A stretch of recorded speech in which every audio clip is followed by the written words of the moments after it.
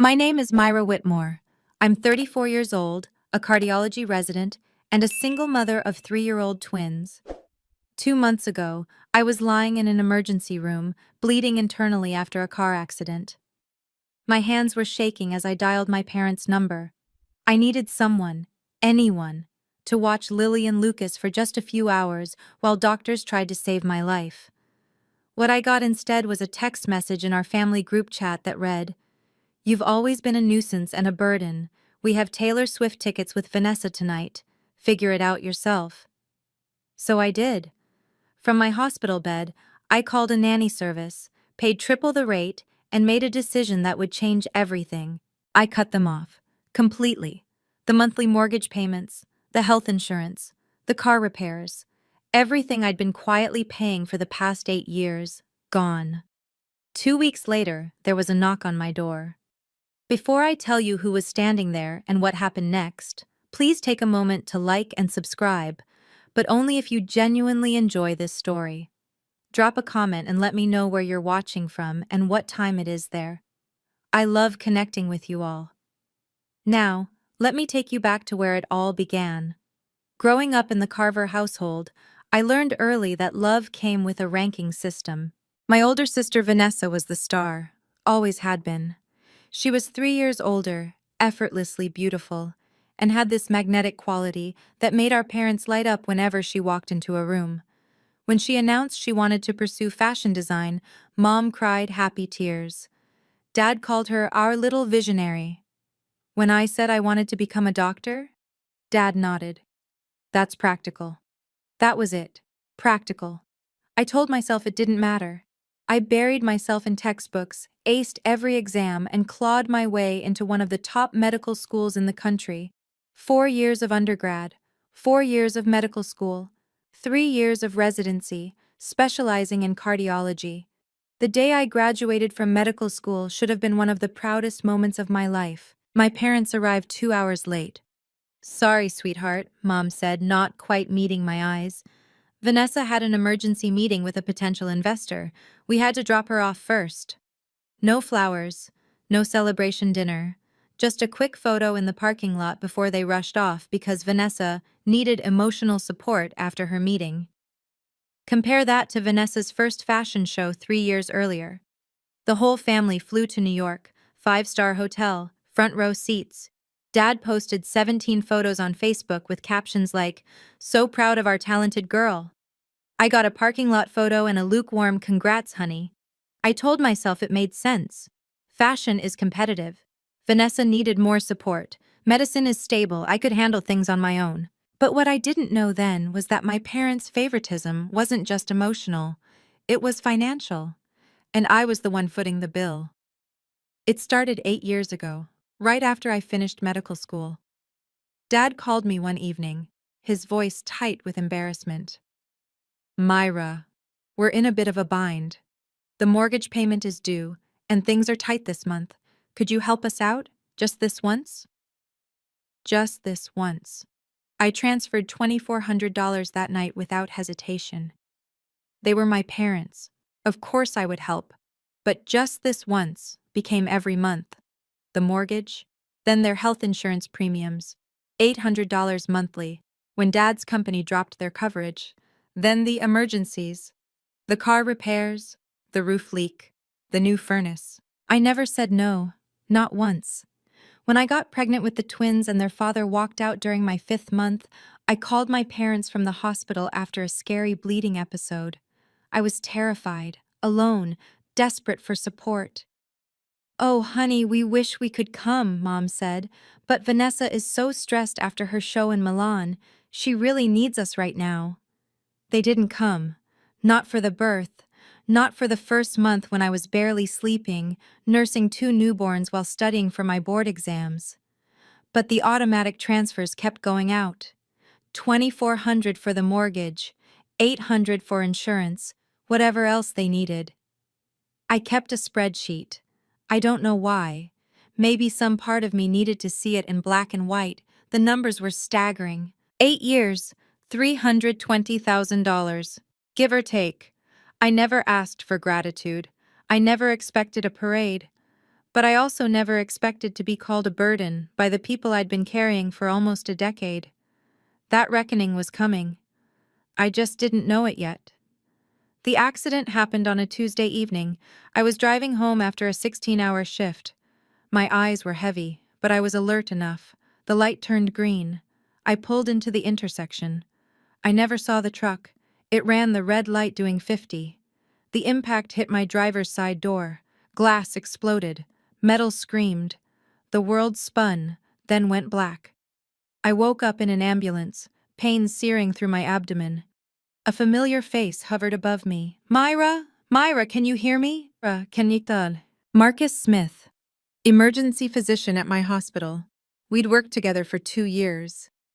Marcus? My voice came out wrong, weak. What's happening? You were in an accident. We're taking you in now. Possible internal bleeding. You're going to need surgery. Surgery. The word hit me like a second collision. My kids. I grabbed his arm. Lily and Lucas. They're with the babysitter. She leaves at 8. Marcus checked his watch. It's 7:15. 45 minutes. I had 45 minutes to find someone to watch my children while doctors cut me open. I fumbled for my phone with shaking hands. Blood smeared across the screen as I pulled up my parents' number. It rang 4 times. Myra? Dad's voice was impatient. We're about to leave. What is it? Dad, I need help. The words tumbled out between gasps of pain. I was in an accident. I'm being taken to the hospital. Surgery. Please, I need you and Mom to watch the twins, just for a few hours. Silence on the line. Then, hold on. I heard muffled voices. My mother's tone, sharp and annoyed. Vanessa's laugh in the background. The line went quiet. Then my phone buzzed with a text notification. Family group chat. The message was from my mother. Myra, you've always been a nuisance and a burden. We have Taylor Swift tickets with Vanessa tonight. We've been planning this for months. Figure it out yourself. I read it twice, 3 times. The words didn't change. A second message appeared. From Dad. You're a doctor. You're used to hospitals. Don't make this into a bigger deal than it needs to be. Then Vanessa. Not words. Just a laughing emoji. That was it. That was all I was worth to them. A laughing emoji while I lay bleeding in an ambulance. Marcus was watching me. I didn't realize he could see my screen until he spoke. Myra. His voice was careful. What did they say? I couldn't answer. Something had cracked open inside me, and it wasn't just the internal bleeding. I need a phone, I whispered. A phone with internet. Mine's dying. He handed me his without question. I Googled emergency nanny services, found one with 24-hour availability, called, explained the situation in clipped professional sentences.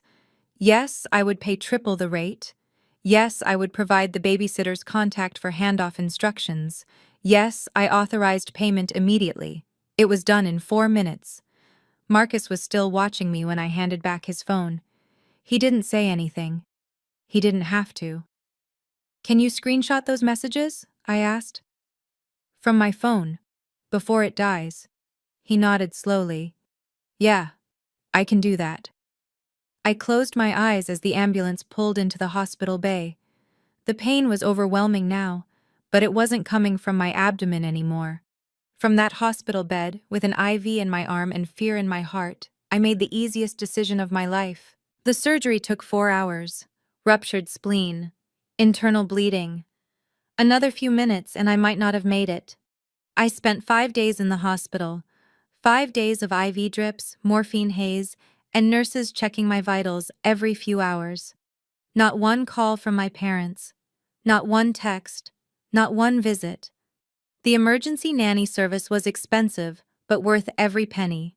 They coordinated with my regular sitter, kept Lily and Lucas safe and fed, sent me daily photo updates. Strangers took better care of my situation than my own family. On day 3, I asked the nurse for my laptop. Are you sure you're up for it? She asked. You should be resting. I need to take care of something. My hands were steady as I logged into my banking app.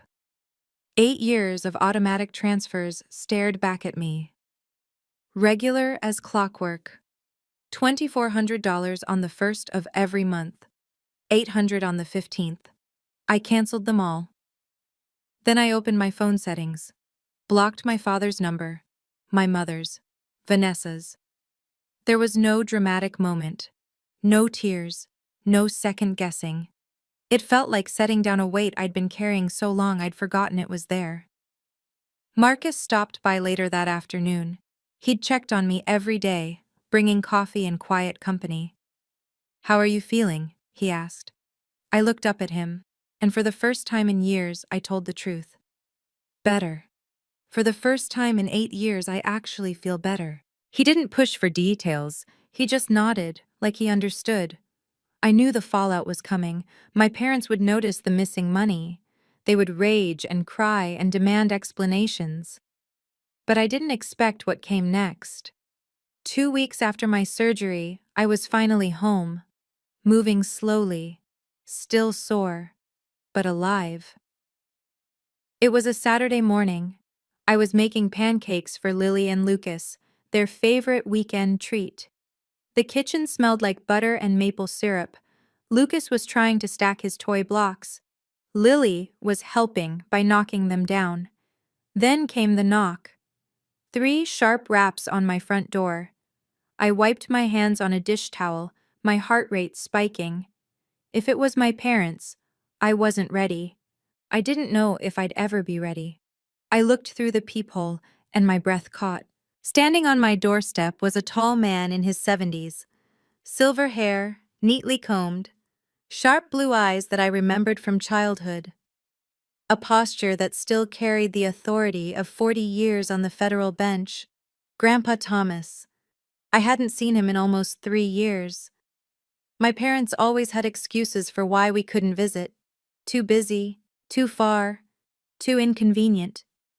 I opened the door, and he pulled me into a hug so tight it made my surgical incision ache.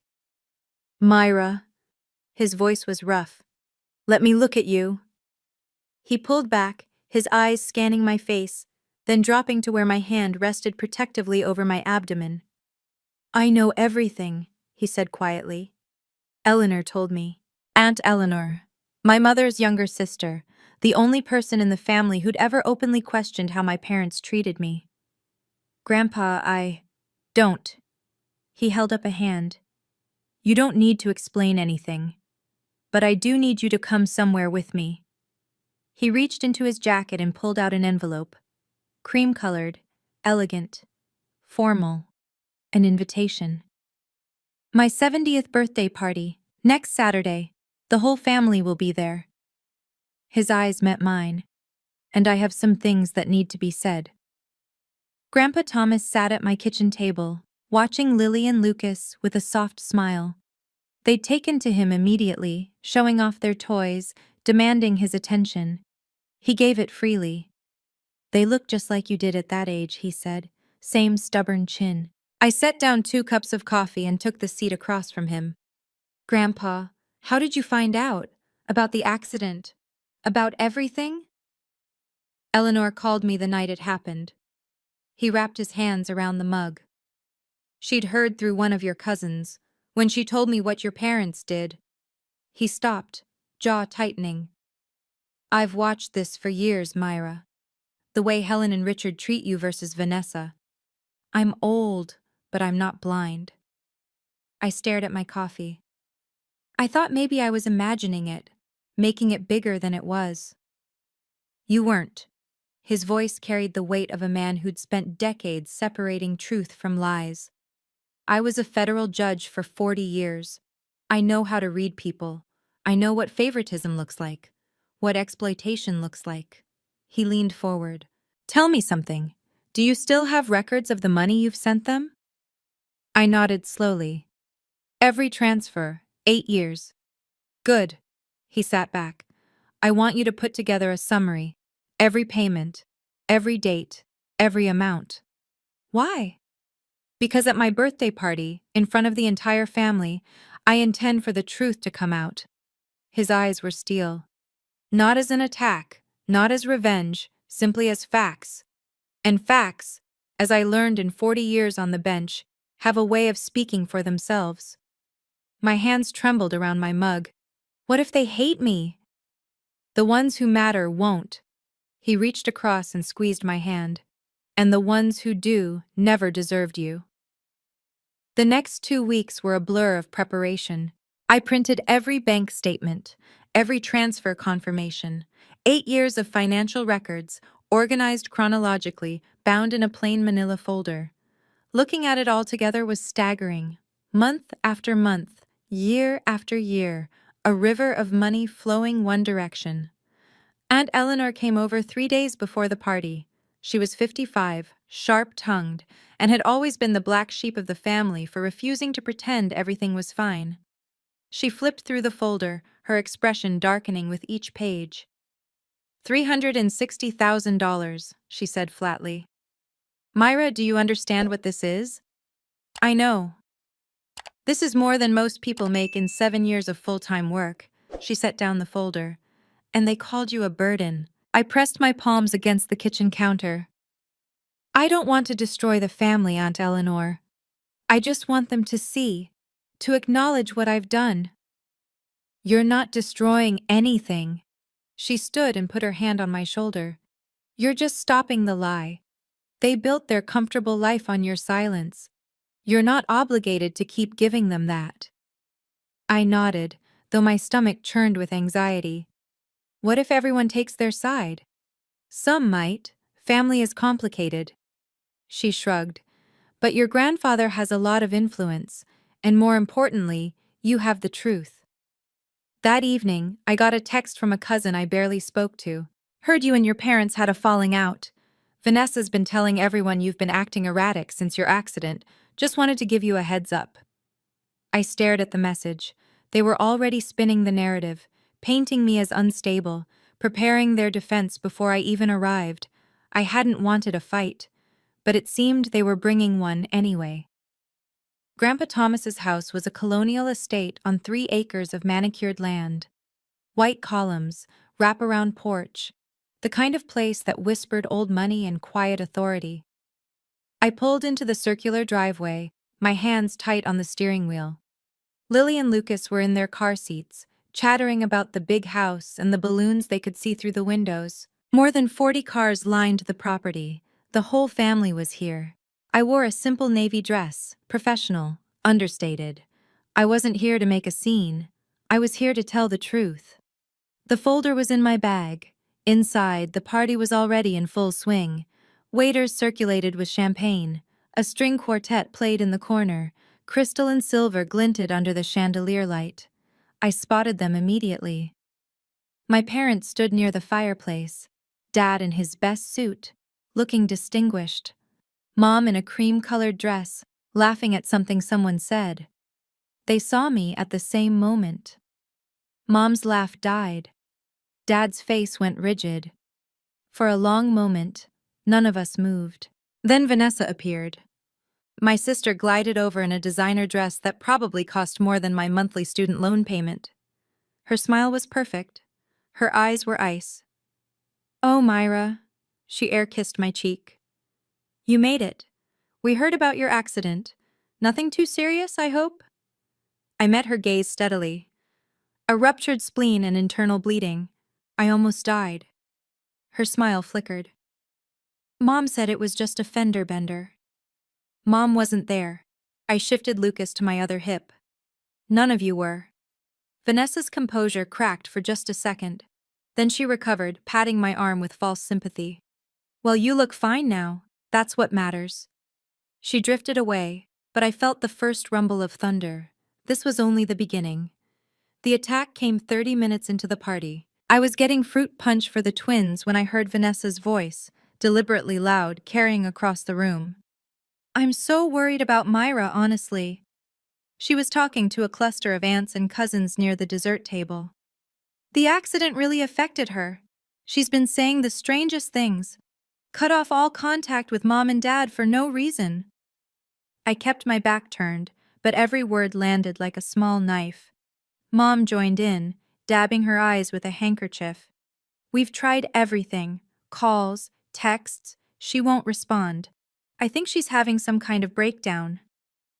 Poor thing, someone murmured. She's always been the sensitive one, Vanessa added. Remember how dramatic she was as a teenager? I think the stress of being a single mom has just been too much. I felt eyes on me, pitying looks, whispered concerns. I said nothing, just handed Lucas his juice cup and smoothed Lily's hair. Aunt Eleanor appeared at my side, her voice low and furious. They've been laying groundwork all week, calling relatives, planting seeds. They know something's coming, and they're trying to discredit you first. I know. Are you okay? I looked across the room at my grandfather. He was watching the scene with an unreadable expression, a glass of whiskey in his hand. He gave me the smallest nod.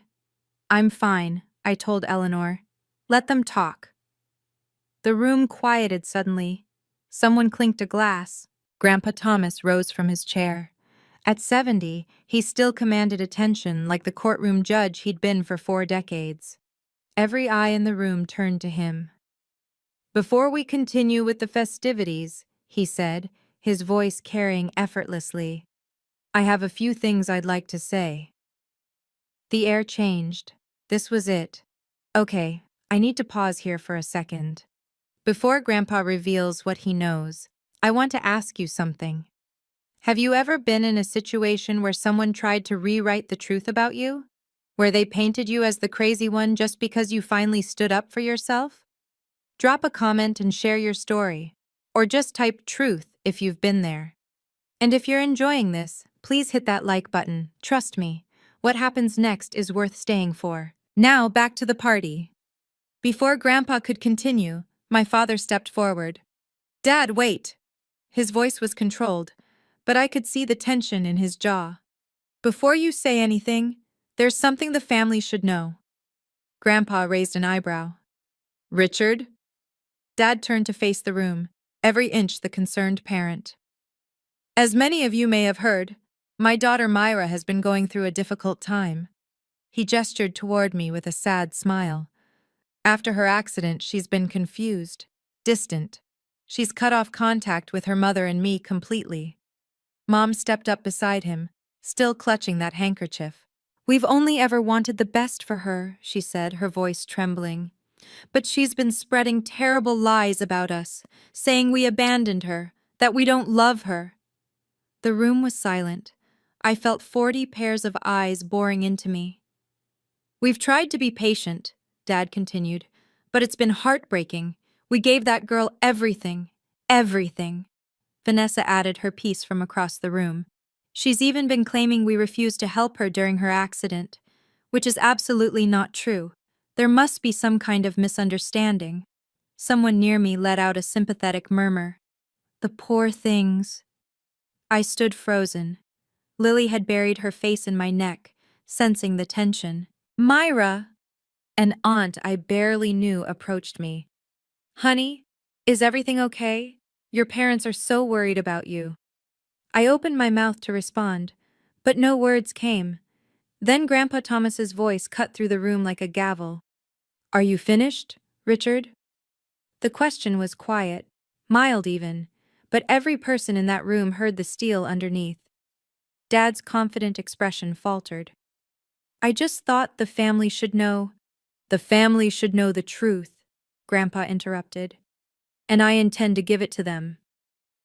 Grandpa Thomas walked to the center of the room. His gait was measured, deliberate. The walk of a man who had presided over hundreds of cases and never once lost control of his courtroom. I've listened to your concerns, Richard, he said.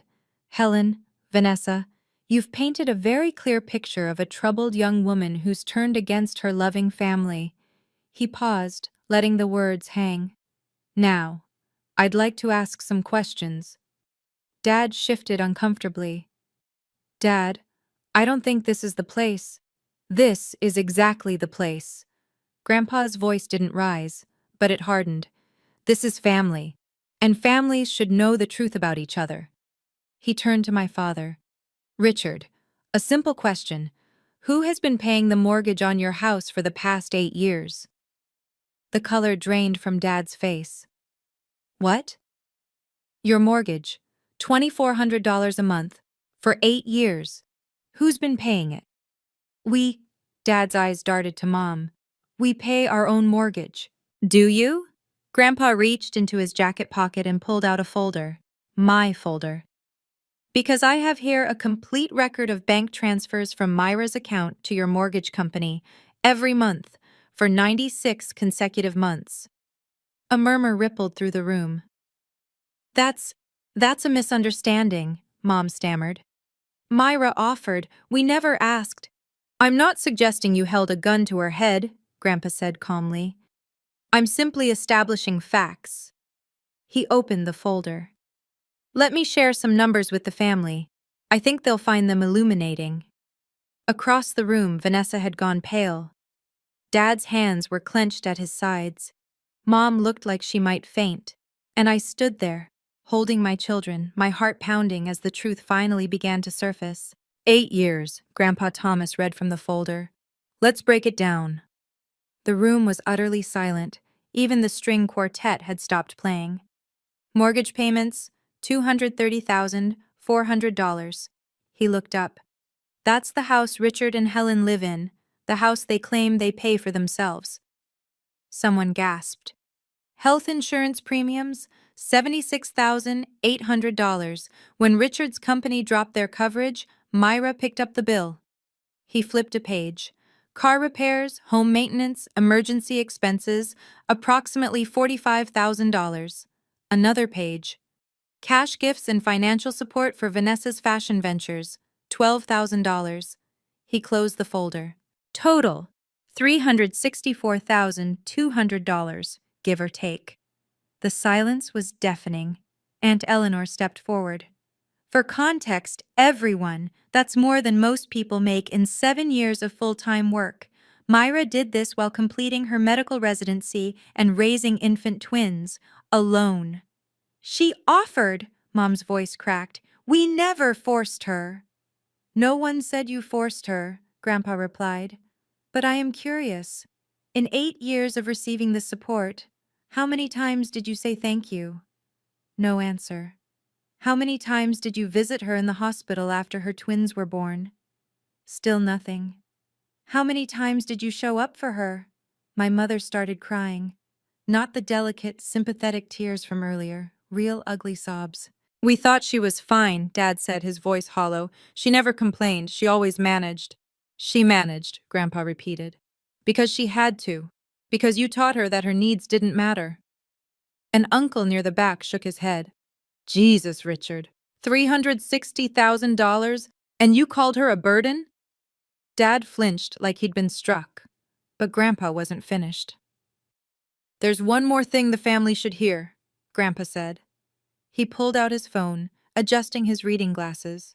2 months ago, Myra was in a car accident, a serious one. She was bleeding internally and being rushed to emergency surgery. From the ambulance, she called her parents. Her children were home with a babysitter who was about to leave. She needed someone to watch them for a few hours. He paused, looking directly at my parents. This is the text message she received in response. From Helen. I'll read it exactly. He cleared his throat. Myra, you've always been a nuisance and a burden. We have Taylor Swift tickets with Vanessa tonight. Figure it out yourself. The room erupted. Oh my God, someone breathed. That's not... You're taking it out of context, Vanessa said desperately. There is no context, Aunt Eleanor snapped, that makes abandoning your daughter during a medical emergency acceptable. We didn't know it was serious, Dad shouted. Did you ask? Grandpa's voice cut through the chaos. Did you call her back? Did you come to the hospital? Silence. The answer, for those wondering, is no, no, and no. A woman I recognized as a distant cousin stepped away from my parents, her face twisted with disgust. Several others followed. My mother was sobbing uncontrollably now. I didn't mean it like that. I was frustrated. I didn't think... You didn't think your daughter might die, Grandpa finished, because you never thought about her at all. He turned to face the room. I'm not asking anyone to pass judgment. I'm simply presenting facts. What you do with them is your own choice. He looked at me, finally, his eyes soft. Myra, is there anything you'd like to say? I hadn't planned to speak. I'd come here expecting Grandpa to handle everything, to let the facts speak for themselves while I stood silently in vindication. But looking around the room, at my crying mother, my shell-shocked father, my sister's crumbling facade, I realized I had something to say after all. I handed Lucas to Aunt Eleanor and stepped forward. I didn't come here for revenge. My voice was steadier than I expected. I came here because Grandpa invited me, and because for 34 years, I've been living with a version of my family that wasn't real. A version where I was the strong one, the reliable one, the one who didn't need anything. I looked at my parents. I believed you.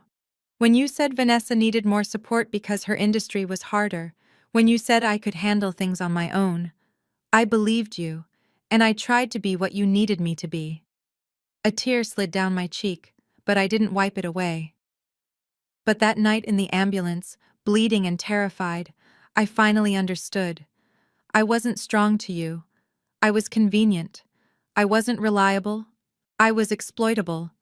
And no matter how much I gave, it would never be enough to make you see me the way you see her. Several family members had moved closer to me. An aunt touched my arm. A cousin nodded with tears in his eyes. My father started to speak. Myra, I'm not finished. He stopped. I don't hate you, I said quietly. But I can't keep pretending this is okay.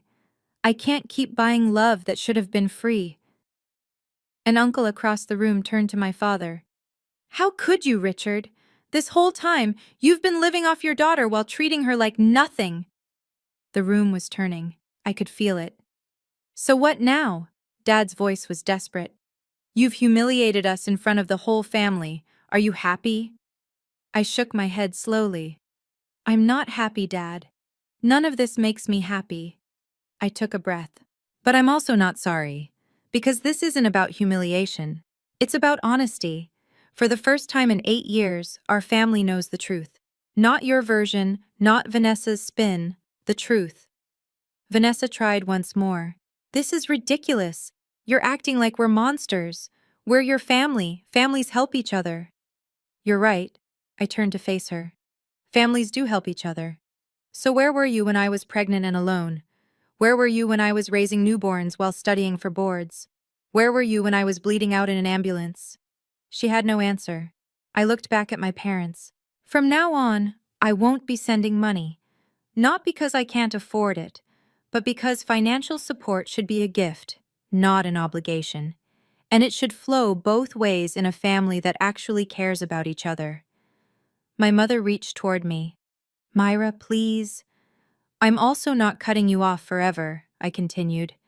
But I need space, real space, not a few weeks of guilt-tripping followed by everything going back to normal.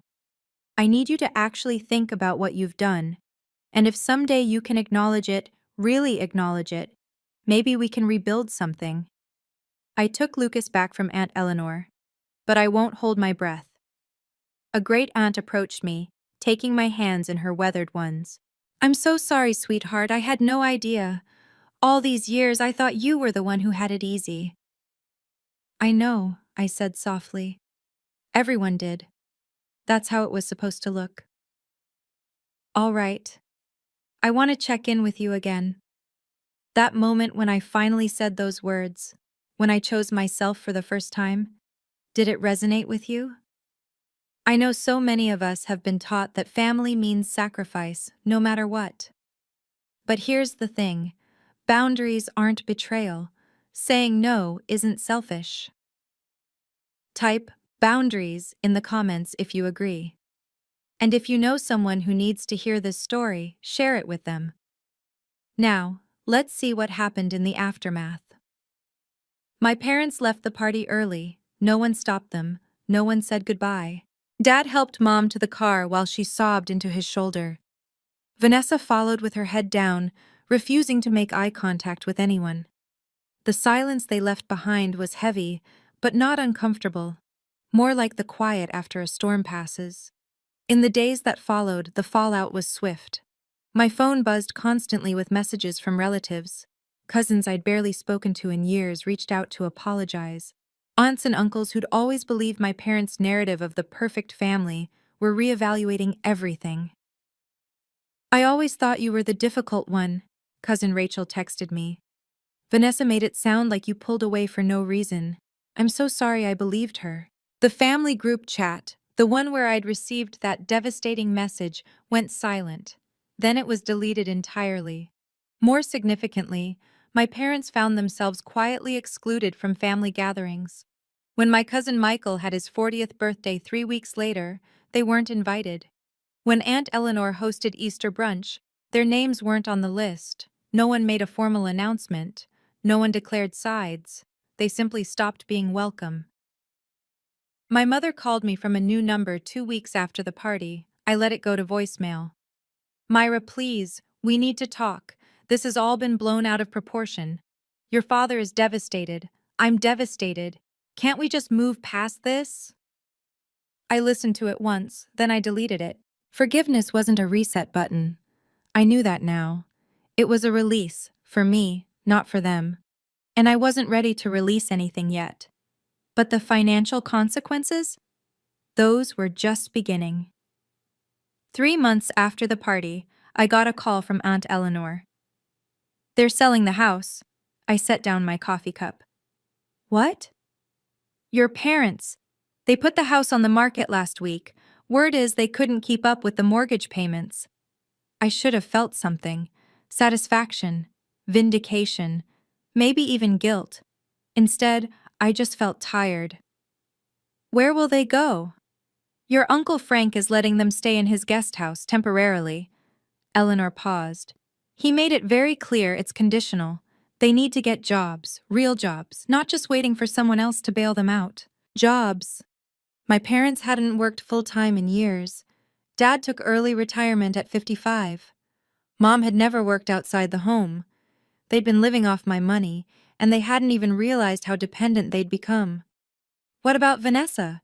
Can't she help?" Eleanor laughed. It wasn't kind. "Vanessa's been drowning since her divorce. Word got out about the party. Someone in the family knows someone in fashion. She lost a major design contract. Last I heard, she's waitressing part-time."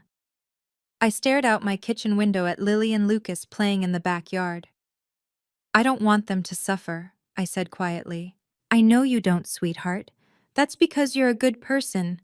Eleanor's voice softened. "But they didn't suffer for 8 years because you were supporting them. They didn't grow. They didn't learn. You stopping wasn't cruel. It was necessary." She was right. I knew she was right. That evening, I sat down with my new budget. The $3,200 I used to send my parents every month now went into a college fund for the twins. They'd never worry about student loans. They'd never carry someone else's burden the way I had. That felt like justice enough. The call came on a Tuesday night, 6 months after Grandpa's party. I was putting the twins to bed when my phone lit up with an unknown number. Normally, I'd ignore it, but something made me answer. "Myra?" Vanessa's voice was different, smaller. The polished confidence that had always defined her was gone. "Vanessa." "Please don't hang up." She took a shaky breath. "I know I don't deserve your time, but I need to say something." I sat down on the edge of my bed. "I'm listening." "I'm sorry." The words came out cracked. "I'm so sorry. For everything. For the way I treated you. For the things I said. For laughing at that text message when you were—" Her voice broke. "When you were dying, I laughed. What kind of person does that?" I waited. "I didn't know," she continued. "About the money. Not all of it. I knew Mom and Dad were struggling, but I thought they were managing. I didn't realize it was you. For 8 years, Myra. How did I not know?" "Did you ever ask?" Silence. "No," she whispered. "I didn't. Because I didn't want to know. I liked being the favorite. I liked that everything came easy for me." She laughed bitterly. "Nothing's easy anymore." I heard about the contract. "Yeah. Turns out your reputation matters in this industry." Funny how that works. We sat in silence for a moment. I'm not asking for money, she finally said, or forgiveness. I just wanted you to know that I see it now. What I was, what Mom and Dad did. I see all of it. I took a deep breath. Then start from there. Stand on your own feet. Be better. Yeah. Her voice was thick with tears. I'm trying. Good. I hung up. And for the first time, I felt something like hope. 6 months after that call, 1 year after the accident that changed everything, I stood in my new apartment watching the sun set through the windows. It wasn't big. 2 bedrooms, 1 bathroom, a small kitchen. But it was 5 minutes from the hospital in a good school district. And most importantly, it was mine. No mortgage payments to parents who didn't appreciate them. No insurance premiums for people who called me a burden. Just rent, utilities, and a college fund growing steadily every month. Lily and Lucas were at Grandpa Thomas's house for the afternoon. He'd become a fixture in our lives over the past year. Every Sunday, he'd pick them up for adventures, the zoo, the park, ice cream that I pretended not to know about. They're good kids, he told me once. You're raising them right. From him, that meant everything. Aunt Eleanor had become more than family. She was a friend. We had dinner together twice a month. She'd helped me navigate the emotional aftermath of the party, of setting boundaries, of learning to prioritize myself. You know what I admire about you? She said recently. You didn't become bitter. A lot of people would have. You had every right to. What would be the point? I'd replied. Bitterness is just drinking poison and expecting someone else to get sick. As for my parents, we hadn't spoken directly. But I knew from family whispers that they were still at Uncle Frank's. Dad had gotten a part-time job at a hardware store. Mom was doing bookkeeping for a local church. They weren't thriving, but they were surviving. Some days I wondered if they thought about me, if they missed me, if they regretted anything. But those weren't my questions to answer. I'd spent 34 years carrying their weight. It was finally time to put it down. If you've made it this far, I want to leave you with something. Not advice. I'm not qualified to tell anyone how to live their life, but maybe a reflection. A lesson I learned the hard way. For 34 years, I believed that love was something you could earn. That if I just gave enough, sacrificed enough, asked for nothing in return, eventually the people who were supposed to love me would see my value. I was wrong. Love isn't a transaction. It's not a reward for being useful. And no amount of money, time, or energy can buy something that should have been freely given from the start. The family I have now, Grandpa Thomas, Aunt Eleanor, friends like Marcus who showed up when my own parents wouldn't. They didn't love me because of what I could provide. They loved me because of who I am. That's the difference. And it took almost dying on an operating table to understand it. I don't know what happens next with my parents. Maybe someday they'll truly change. Maybe they'll reach out with genuine remorse, ready to rebuild something real. If that happens, I'll consider it. But I won't wait for it. I won't shape my life around the hope of something that may never come. My life is mine now. My energy, my resources, my love. And if the people who raised you call your self-respect betrayal, then maybe they never deserved your loyalty in the first place. To anyone out there carrying a weight that was never yours to bear, it's okay to put it down. It's okay to choose yourself. You're not selfish. You're not ungrateful. You're not a burden. You're finally free. Thank you so much for staying with me through this story. If it resonated with you, please hit that like button and subscribe. It means the world to me. I want to hear from you. Have you ever had to draw a boundary with family? How did it change your life? Drop your thoughts in the comments. And if you want more stories like this, stories about standing up for yourself and finding your voice, check out the video in the description. I think you'll love it. Until next time, take care of yourself. You deserve it.